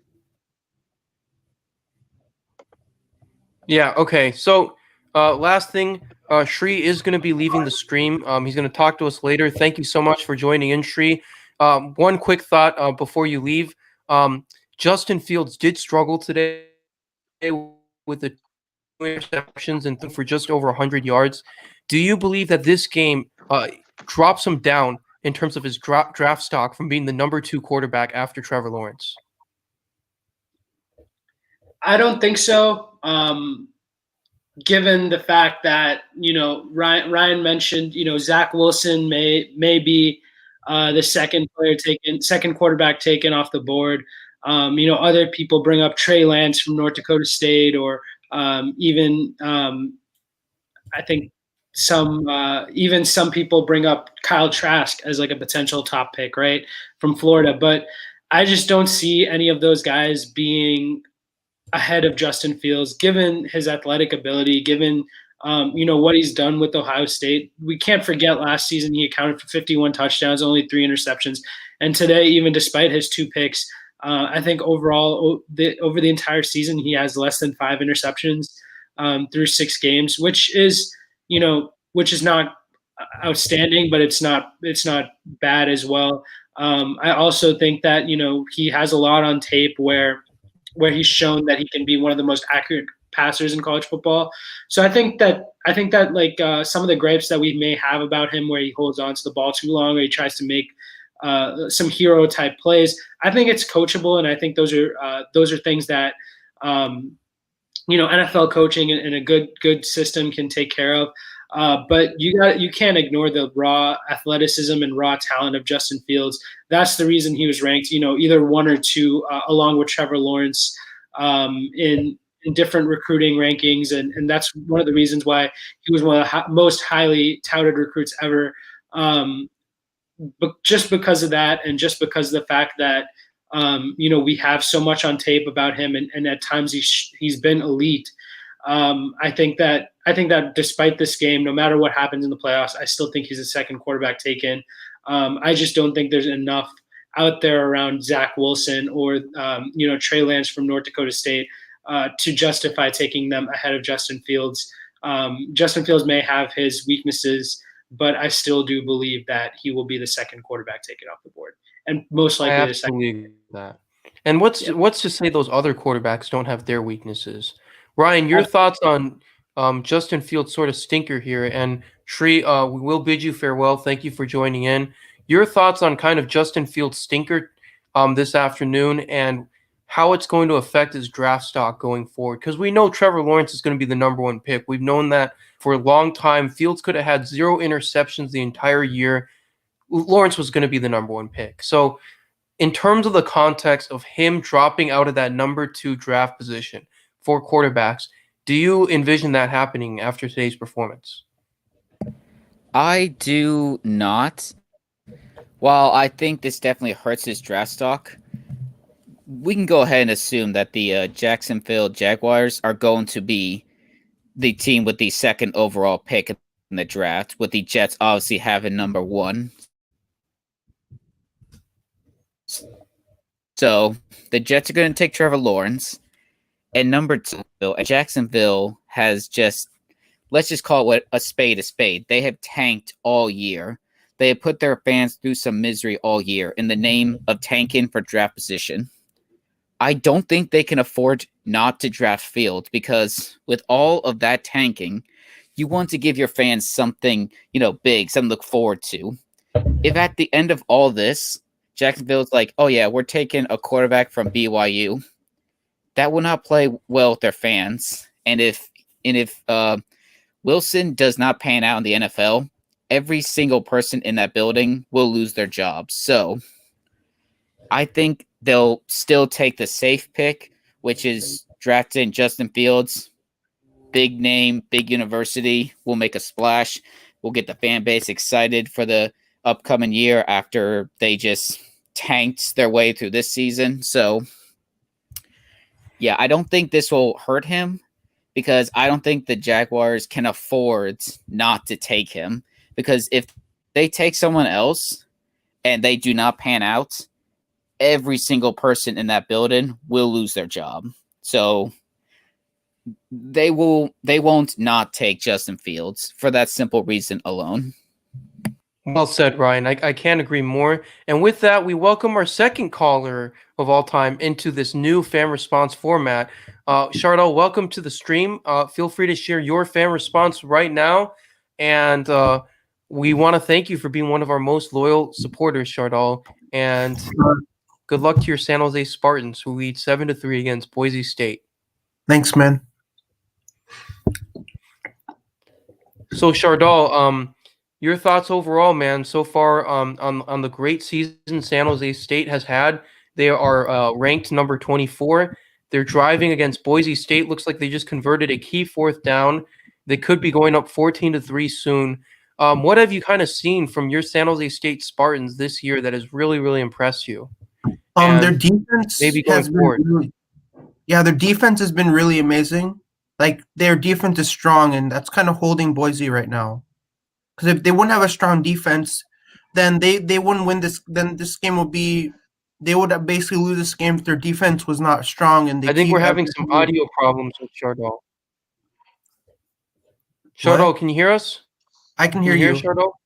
Yeah, yes, I can hear you. Go ahead and continue your thoughts about the San Jose so State. So what I was trying to say is that they have a strong defense, and that really, if they wouldn't have their defense wouldn't be that strong, they wouldn't win this game, because they have so many defensive starters who are really holding this team up on their shoulders, and that's just like a success by what they're doing, and they should keep that up, if they want to go 7-0, but they want to stay undefeated. Yeah. That's just my take on how they're doing this season. They're doing pretty well, actually. It's the first team in that's gone 6-0.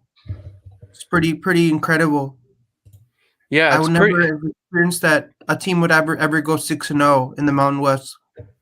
Yeah, pretty amazing season by San Jose State. This is probably their best season since 6 or 7 years ago.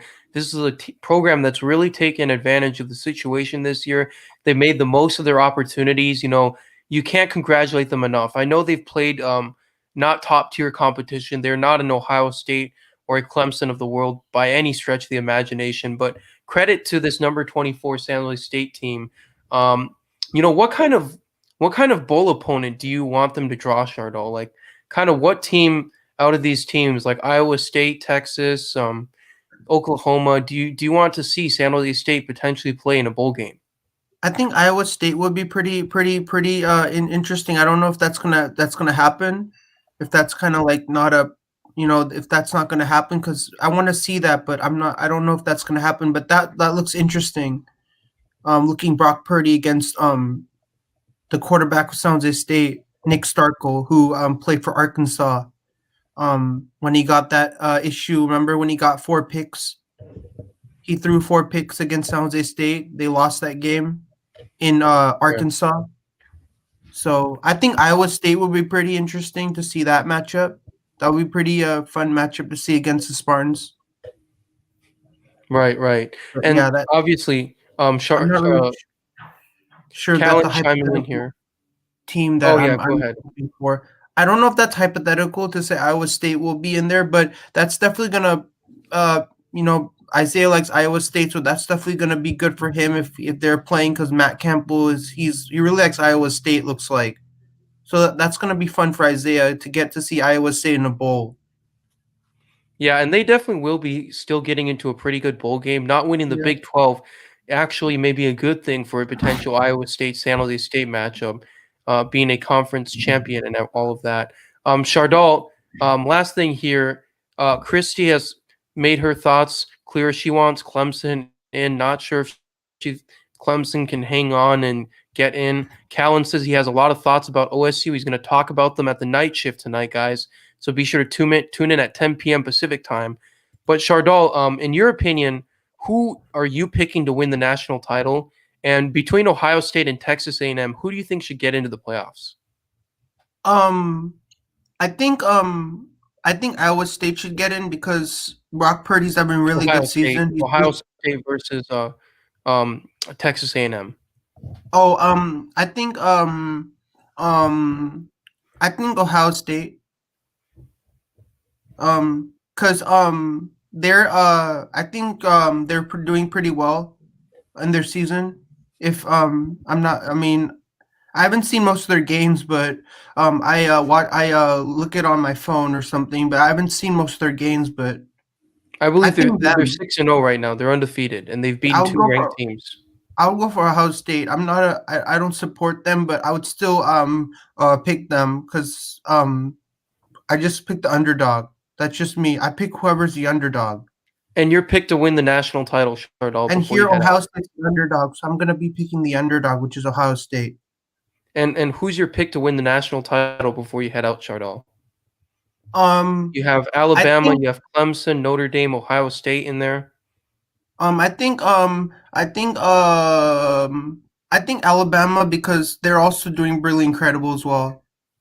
Okay. They're probably yeah. Oh yeah, go ahead, Shardal. Sorry, So the didn't mean to so yeah, interrupt so you I there. think Arkansas is gonna win the championship because they're also probably undefeated as well, right? Yes, yes. So Alabama is Shardal's pick. Shardal, Yeah. thank you so much for joining the stream, man, and sharing your thoughts on the San Jose State Spartans. And we are gonna continue on with our show here. Thanks for Okay. joining in, Shardal. See ya. See ya.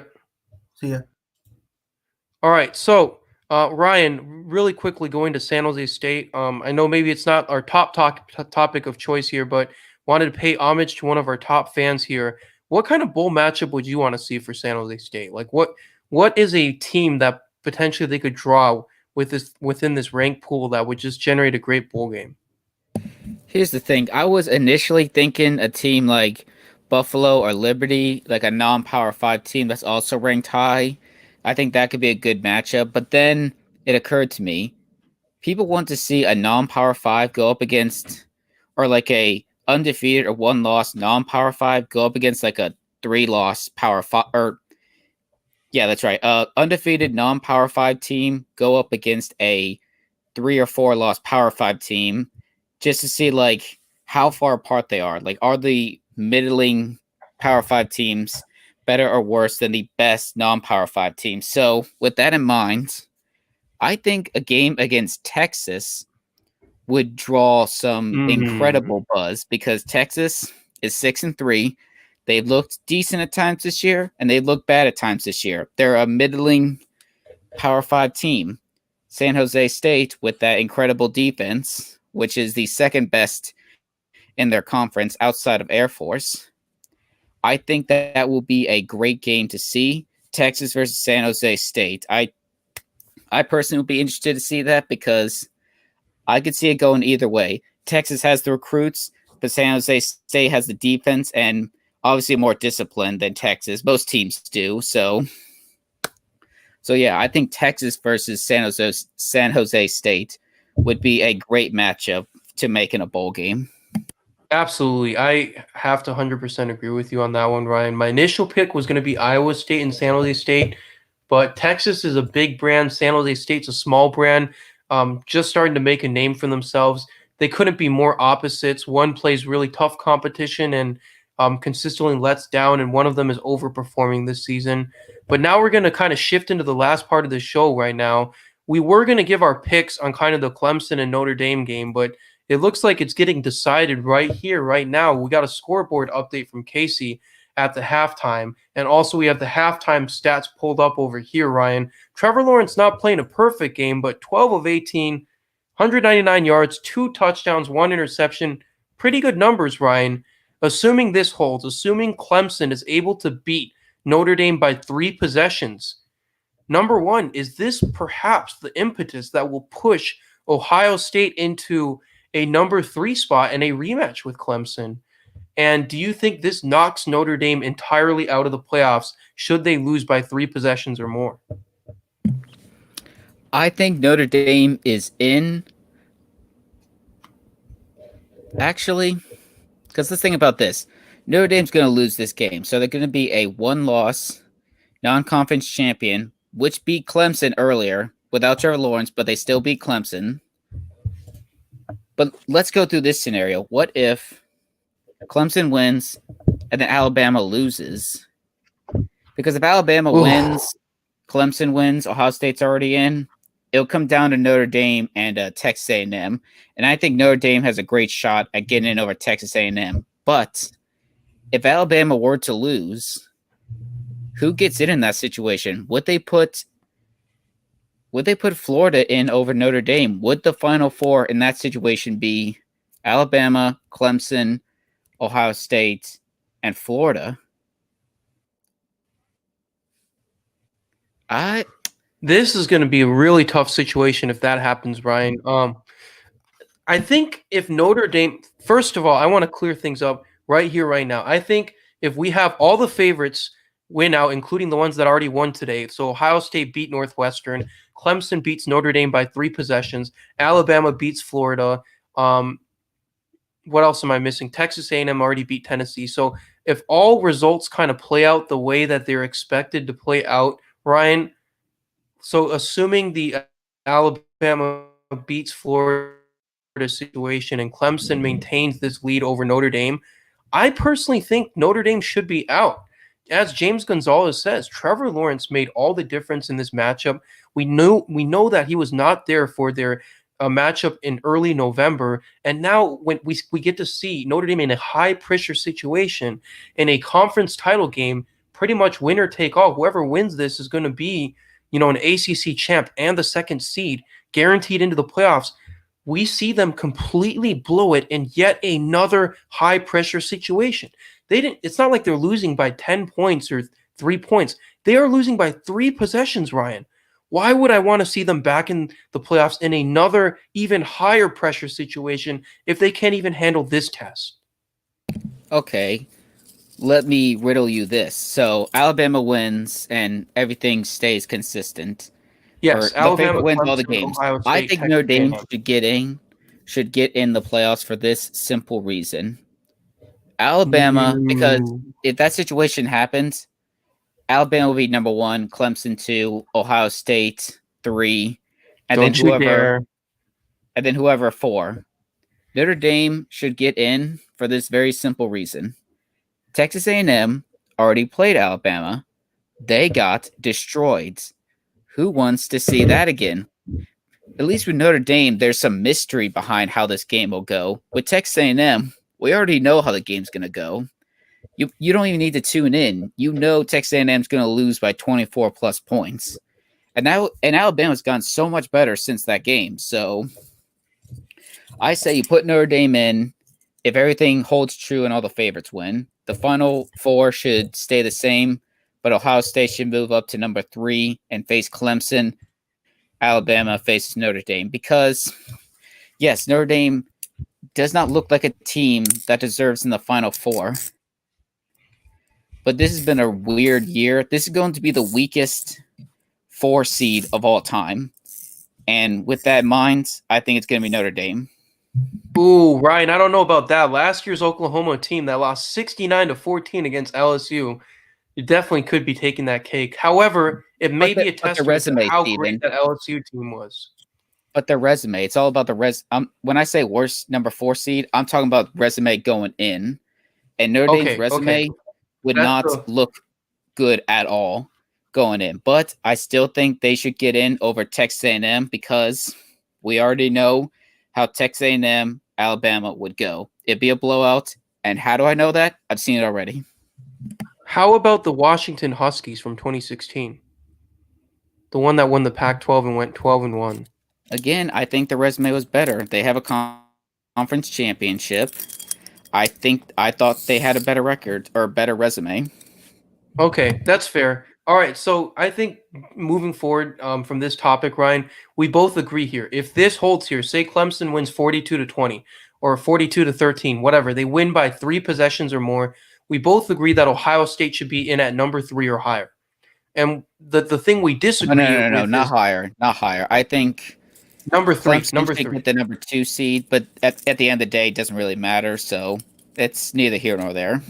Right, but I'm saying number 3, right? So we both agree Ohio State should be number 3 if this result right here on the screen holds. Clemson wins by 3 possessions or more. But moving on to our next interesting scenario first. First of all, we got to get a prediction, Ryan, because, we can speculate all about like Tulsa, Cincinnati, and Alabama, Florida, but Let's go to this Alabama game here. This is the pivotal matchup here. Who are you picking to win and by how much? Give me a final score prediction before we dive into some of the interesting hypotheticals. Is this even going to be a game? Like, I'm seriously asking this because Florida is going Kyle to Trask still plays there. Florida is going to get destroyed, and for this simple reason. Florida's defense is awful. It's disgusting. It's appalling to even look at. Alabama is going to run wild on Florida's defense.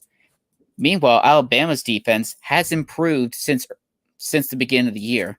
Yes, they had that Ole Miss game, and they still may not be elite by Alabama standards. But you saw today against Auburn, they have gone significantly better. So Alabama's defense could hold Florida to like 28, 31 points. Meanwhile, Alabama is going to score 45 plus. There's no doubt in my mind that Alabama's offense is going to torch this defense. You have Jones thrown to Smith, and then you have Harris in the run game. Oh my goodness. Just don't even bother watching this game because Alabama is going to make it a blowout. And it's mainly because I just do not like Florida. I mean, look what happened against LSU. It was the defending national champs, Ryan. 3-5 defending national champs. And here's the thing that also upsets me about Florida. They lost that game because they are so undisciplined. The Florida player had the guy's shoe and threw it 25 yards. He doesn't do that. Florida easily could have won the game and could have positioned themselves for a chance of the playoffs. But because they're undisciplined in the moment, they're not the case. That's not the case. So they're undisciplined in addition to a bad defense. And you know how I know they'll come into this game undisciplined?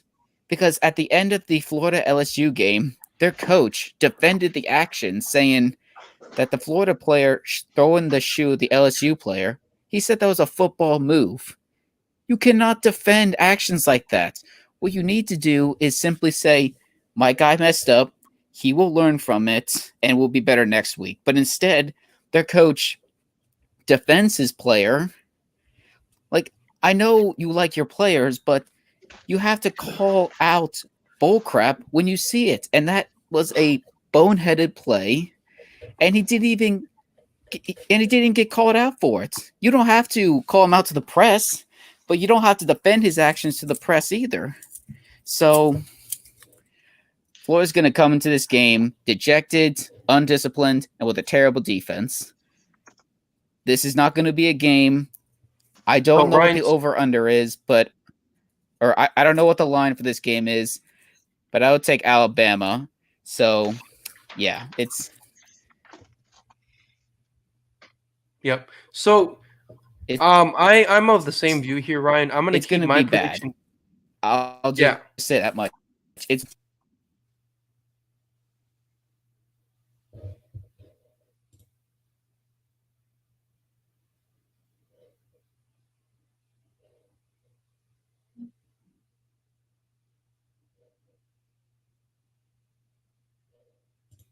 Ryan, I think we're having some audio issues on our end, but I kind of caught a little bit of Ryan's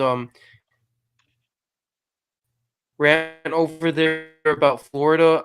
I will keep it really simple. I think Alabama takes this game 42-28. I do think Florida has a chance with Kyle Trask, but ultimately Alabama just does everything better than Florida in terms of defense and offense. And I think that this is really the year of Bama once again. They've shown that they're the best team in college football. We've seen so many flaws with the other teams, and this is an Alabama team that's just playing with full confidence behind Mac Jones. He's had a full season now. This is not like the Alabama-Auburn game from last year. Jones is just looking impressive. He's looking amazing as a Heisman candidate. One thing I've noticed is that players have gotten very nervous in these championship games today. You had Brock Purdy throwing 3 interceptions. You had Fields throwing 2 interceptions uncharacteristically. Notre Dame's quarterback, Ramsey, 2 interceptions and a fumble. There's definitely high nerves, but ultimately where Alabama just has much more talent than Florida, and very much still Alabama's SEC, we just got to remember, man, Alabama, part of the reason they were knocked out of the SEC last year was because of Tua's injury. He was always inconsistently off and on the field. And so, with that being said, I think with a lot more certainty about Alabama in this year and a lot more continuity, there's just not much of a chance that they do lose to Florida. But I do want to pose this question to you now, Isaiah. Go ahead and unmute yourself to give your thoughts. But if Notre Dame loses this game by 21 or more, which is looking more and more likely, should they be in the college football playoffs still? And also, does Ohio State move up to that number 3 spot?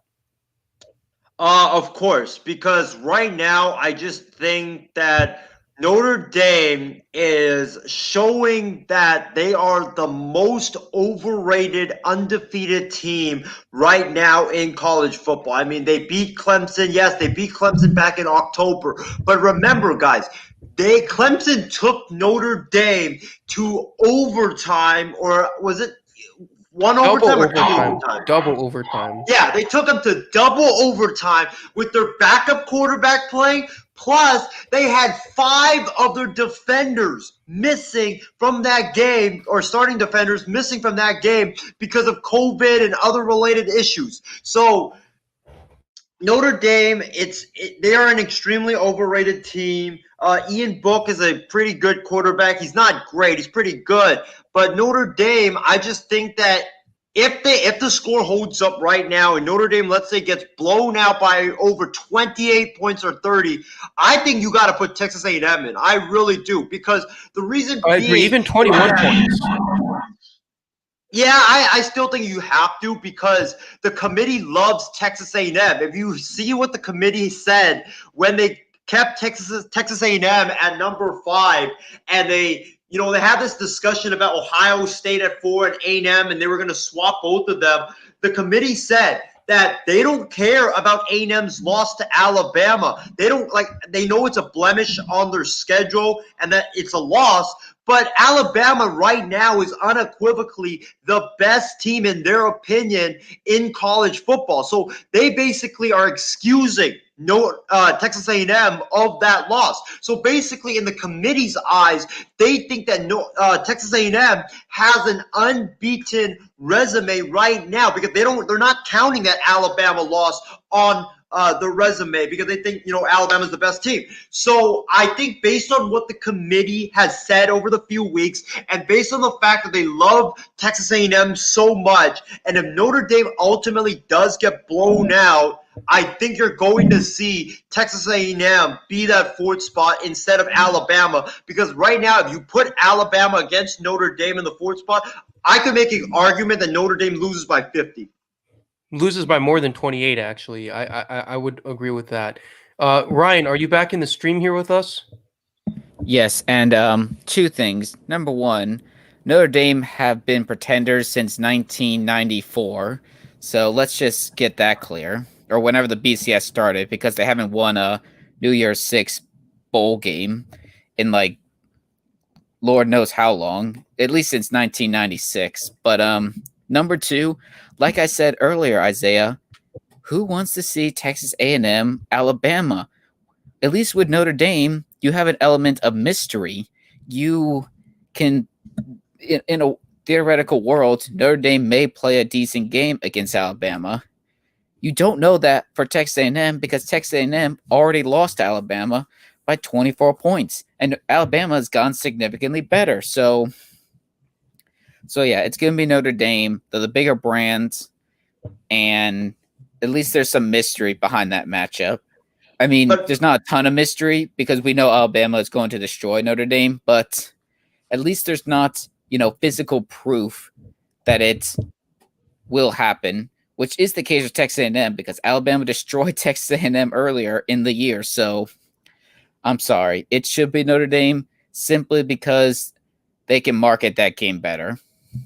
Ryan, before we get to Isaiah's response, one thing the committee could do is put A&M at number 3 and Ohio State at number 4. It would be a very, very controversial move right there. And that wouldn't really make sense, but that would be a way that they could avoid the Bama Texas A&M rematch, and also kind of excuse A&M for their 28-point loss to the best team in college football. You cannot do that. You cannot do that because that would. I don't have words to say how stupid that would be because Ohio State was better than Texas A&M in their eyes. Ohio State beats Northwestern, the 14th ranked team, and Texas A&M beats Tennessee. You cannot justify Granted, Texas A&M had them. better game control though. Against Tennessee, who cares? But yes, that's just a wild scenario I'm tossing out. But I want to get to Isaiah's response now. Ryan, you forget that this committee is SEC biased. Let's just call it how it is. The committee loves the SEC, and if they have a chance to get two SEC teams into the college football playoff, they will do that. And about Stevens, scenario about putting Ohio State at 4 and Texas A&M at 3, they would face Clemson. Ryan, I know you're saying that Texas A&M, the committee doesn't, or Texas A&M, they play Tennessee and Ohio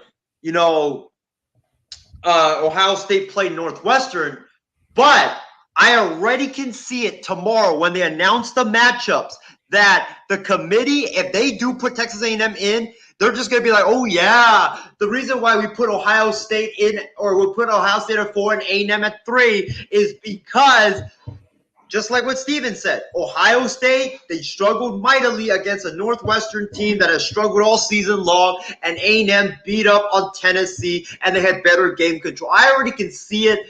I honestly think that's what's going to happen because they can also, like Stevens mentioned, they can market that Alabama-Ohio State game as being, oh my God, you have Justin Fields and this high-powered offense going up against Alabama and their high-powered attack. And then you have A&M versus Clemson. They've faced off in the past. They're heated rivals. So you could market those two games very well, very, very good. So Steven, it might seem really far-fetched, but I could honestly see the committee doing that tomorrow. Yep. So we're going to get into our final topic over here, which is commenting down our final 4 teams in the playoffs. And I'm going to start this off by saying I think it's Alabama. I'm typing this up as I'm speaking. Clemson, Ohio State, and Texas A&M. I think Notre Dame gets left out here. Listen, Isaiah, you were put in a high leverage situation. At every high pressure situation, Notre Dame continues to let out and let down. They continue to buckle under the pressure. This was an ACC championship game that you had to win to guarantee yourself into the playoffs. And what do? You go down 24-3 at halftime unless there is an epic comeback in which you can cut this down to a 1-possession game. I don't even care if they lose by only 2 possessions. I think A&M should be in over Notre Dame. Because the playoffs are the most high-pressure situation in college football, Isaiah. And already in the ACC championship game, which is another high-pressure situation, you have buckled under the pressure and given the game to Clemson with all your errors and mistakes. Why should we let you into an even higher pressure situation? This is my final 4. Isaiah, go ahead with your final 4. All right, so my final 4 is pretty similar to yours. I think that Alabama's obviously going to be 1 because the committee, in their eyes, barring Florida pulling a miraculous upset tonight over Alabama, which I honestly don't see happening. Alabama's going to be the number 1 team because they're unequivocally the best team in college football right now. I think that Clemson will go to number 2. I think Ohio State – Clemson at 2.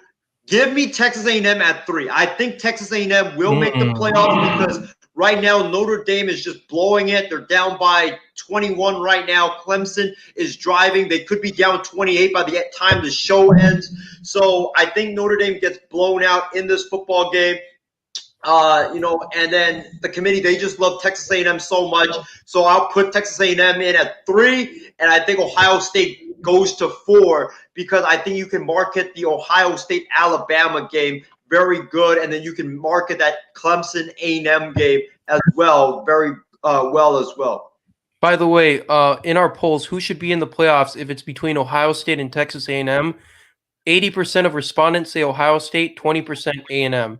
And when it comes to the question of should Notre Dame be in if they lose by 21 or more, 100% no. No. They should not be in if they lose by 3 possessions or more. I think we're all on the same page here, Isaiah, overall. I don't mind if they put A&M at number 3 above Ohio State at this point. As long as we're in, as long as we're in. And honestly, I don't know if my fanship and just my ego can sustain another Clemson loss at this point, Isaiah. So that would be really tough on me. You had one more thought to add? Well, Steven, if my top 4 is the top 4 tomorrow, I will be really I will be battling myself really hard because, you know how I am a huge Alabama hater. I picked against Alabama in every game for the last 2 seasons. Heck, I even picked New Mexico State to beat Alabama. I even picked the Citadel to beat Alabama. And then Ohio State, you guys know how much I hate Ohio State as well. So I really don't know who I'm going to root for in that game because I really dislike both of those 2 teams. And, one of those 2 teams will be guaranteed to make the national championship, either Bama or Ohio State. So that will be it's going to be a tough game for me to watch that game. But, yeah, I think ultimately, hopefully, that is the top 4 because I just think that another point that we didn't bring up is that Notre Dame's been in the playoff, twice already in the last 6 years the playoffs has been inexistent. I think the committee wants to see something new. I don't think the committee wants to see Notre Dame constantly getting put into the playoffs and then getting blown out. And then everybody's wondering why the heck was Notre Dame even in the playoffs to begin with. That's why I think Texas A&M will also make the playoffs is because they bring that new factor, like Ryan mentioned, to the college football playoff. Yep. Final topic here. We have Cincinnati playing Tulsa at home tonight. They're number 9. Your quick prediction on how the game goes, and also, is there any pathway forward for Cincinnati to sneak into the college football playoffs? No, unfortunately not, because after what happened last week when the college football playoff rankings came out, they did Cincinnati dirty. Cincinnati, Steven, get this. They didn't even play a single game last week, and they moved down 2 spots. They moved down 2 spots in the Florida moved down 1 spot for losing to LSU. Yeah, Florida moved down 1 spot when they lost to LSU. That's just disgraceful. There is no way that Cincinnati is going to get to the college football playoff.